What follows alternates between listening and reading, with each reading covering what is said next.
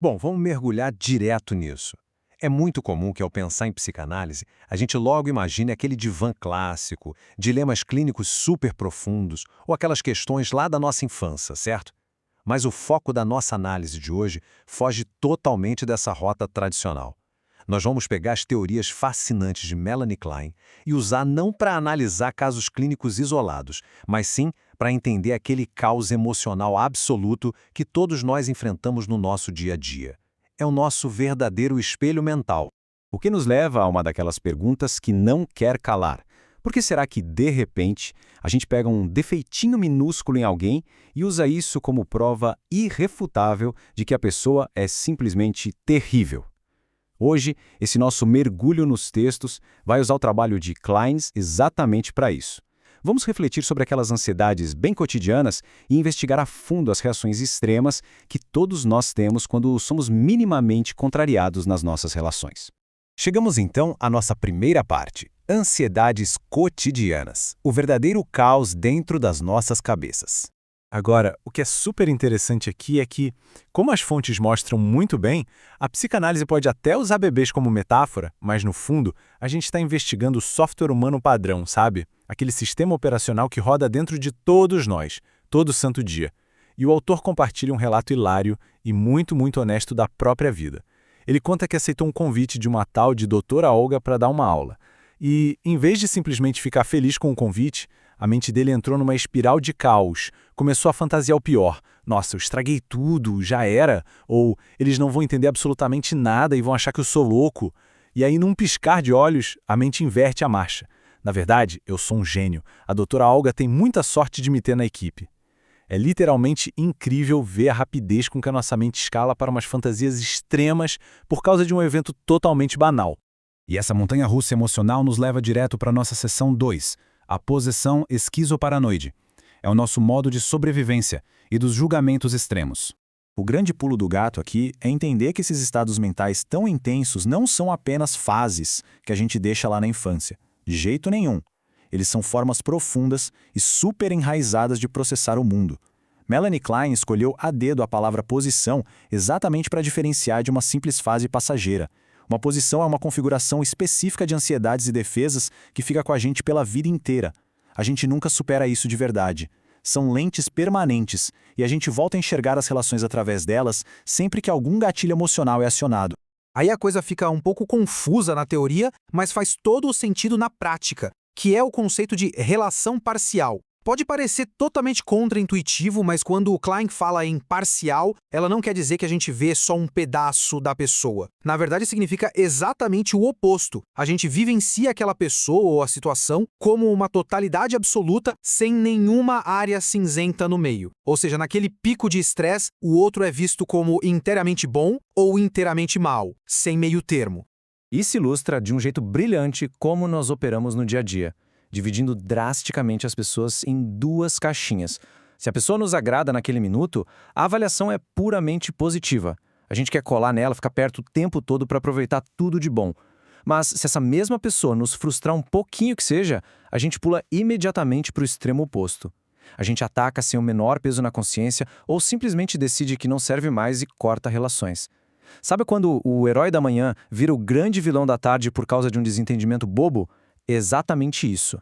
No centro dessa tal posição esquizoparanoide, nós temos a ansiedade persecutória. Em termos simples, é o sentimento de que o nosso ego, a nossa própria pele, a nossa reputação ou segurança estão sob ameaça direta. É um medo gigantesco e, sendo bem sincero, totalmente focado em nós mesmos. A gente fica aterrorizado com a ideia de ser humilhado, desqualificado, deixado para trás. A sensação de perseguição é inteiramente sentida contra o próprio eu. Só que a mente humana sempre busca um respiro, um equilíbrio. E aí entramos na nossa sessão 3, a posição depressiva, o momento de abraçar as falhas.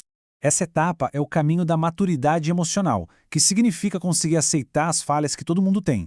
O que acontece quando a gente finalmente junta e integra aquelas visões extremas do estágio anterior? O ponto alto disso é o que chamamos de relação de objeto total. Diferente daquela relação cega e parcial de antes, Nessa fase, a gente ganha a incrível capacidade de engolir a frustração e continuar amando a pessoa, mesmo enxergando todos os defeitos dela ali na nossa frente. Como a fonte observa de um jeito muito interessante, nessa configuração o nosso amor fica mais barato, menos condicional, sabe? A gente reconhece as partes boas e as partes ruins da mesma pessoa, tudo junto, e ainda assim consegue sustentar o vínculo. E tem um contraste gigante aqui. Na posição esquizoparanoide, a ansiedade é persecutória, certo? O perigo é só pro ego. O pavor é, meu Deus, minha reputação vai ser arruinada. Mas, quando a gente avança para a posição depressiva, a ansiedade se torna depressiva. O que isso quer dizer? Quer dizer que o perigo agora é para o objeto, ou seja, para as pessoas que a gente ama. O foco vira de cabeça para baixo. O pensamento passa a ser, nossa, os meus erros vão machucar quem eu amo. A gente para de querer só salvar a própria pele e começa a querer proteger o outro. Tem uma frase super espirituosa das fontes que resume isso perfeitamente. Tranquilidade é a capacidade de se ter angústia sossegado.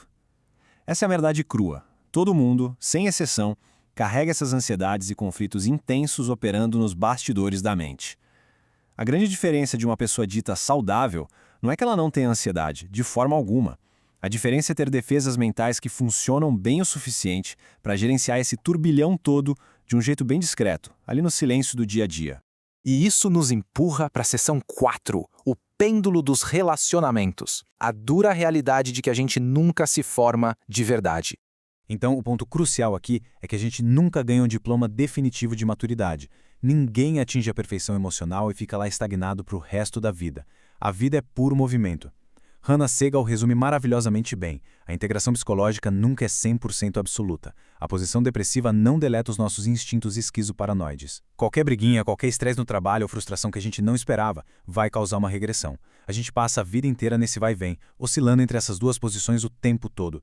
O psicanalista Bion foi tão longe a ponto de mapear essa oscilação ininterrupta de um jeito quase matemático, colocando PEP com uma seta dupla apontando para PD. É uma imagem que simboliza perfeitamente o eterno cabo de guerra entre as posições esquizoparanoide e depressiva. É uma dinâmica essencial que dita o ritmo de absolutamente todas as nossas interações diárias.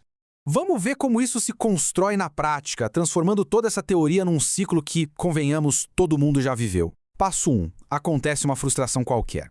Passo 2. A gente surta e entra no modo de divisão, enxergando a situação ou a pessoa como o grande monstro ou o salvador da pátria.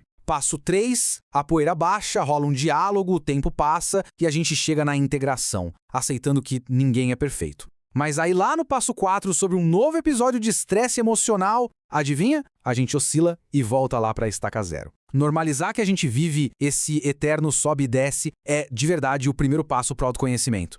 O que nos traz, finalmente, a nossa sessão final: verdadeira reparação versus falsas desculpas. Afinal, por que nós pedimos desculpas?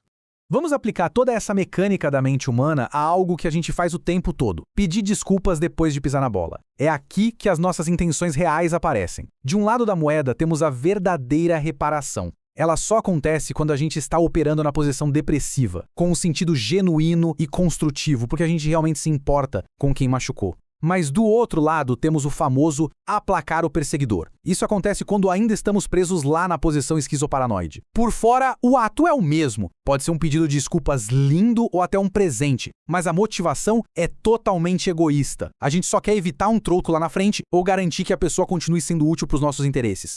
E aí os textos nos dão um choque de realidade com este aviso muito honesto. Não devemos confundir pessoas felizes e bem comportadas com pessoas esclarecidas sobre seus conteúdos mentais. No fundo, ser educado e polido muitas vezes é só uma fachada, uma máscara social para esconder táticas mentais de sobrevivência que são super primitivas. Encarar as nossas próprias sombras e entender esses mecanismos pode até gerar uma certa crise interior, mas é a única porta de entrada para entender como a nossa mente realmente funciona.